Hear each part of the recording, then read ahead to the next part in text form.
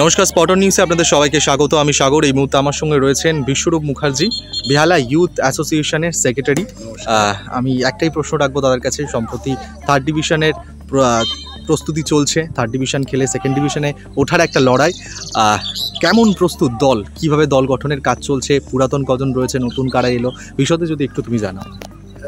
Actually আমরা এবছর একটু তাড়াতাড়ি অনেক আগে থেকেই আমরা প্রিপারেশন শুরু করেছি। আমরা প্রায় 10 বছর হয়ে গেল আমরা থার্ড ডিভিশন খেলছি। প্রতি বছরই চেষ্টা করি, কিন্তু কোনো সময় কাছাকাছি গিয়েও আটকে যাই। তো এবছর আমরা সবাই মিলে, আমাদের বেহালার যত প্রাক্তন খেলোয়াড় ছিল সবাই মিলে আমরা চেষ্টা করছি যদি আমাদের টিমটাকে এবছর সেকেন্ড ডিভিশনে তোলা যায় এবং টিমটা ভালো খেলে। বিভিন্ন জায়গা থেকে আমরা আসানসোল, দুর্গাপুর, মুর্শিদাবাদ, ডায়মন্ড হারবার, এই বিভিন্ন জায়গা থেকে আমাদের খেলোয়াড়রা এসছে। তারা ট্রায়াল দিয়েছে। বাচ্চা ছেলে, সবারই 16-17 বছর বয়স।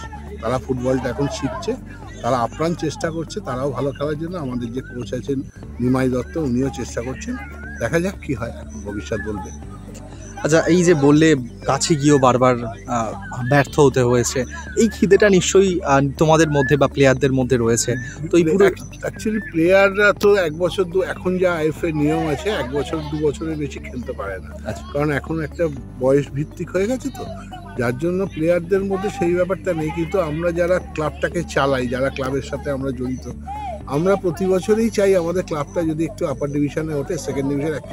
এক সময় বেহালা ইউথ তো এতে খেলতো, সুপার ডিভিশনে খেলতো। আপনারা সবাই জানেন, মোহনবাগান সবার সাথে লিগে খেলতো। সেটা আর বেহালা ইউথের এখন নেই। বিগত কিছু বছর ধরে এখন বেহালা ইউথ একটু পিছিয়েই পড়েছে। আমরা চেষ্টা করছি কয়েক বছর ধরে যাতে বেহালা ইউথকে আবার আগের জায়গায় নিয়ে যাওয়া যায়। চেনা কোনো ছেলে মানে জুনিয়র থেকে উঠে এসছে এমন চেনা খুব ক্লাব, মোহনবাগান, ইস্ট বেঙ্গল, মোহামেডান থেকে, এরকম কোনো ছেলে বেহালা ইউথে কি সাইন করছে?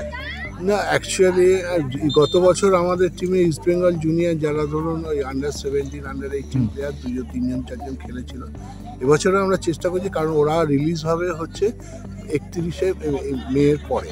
আচ্ছা, 1 জুন থেকে ওরা রিলিজ অর্ডারটা পাবে।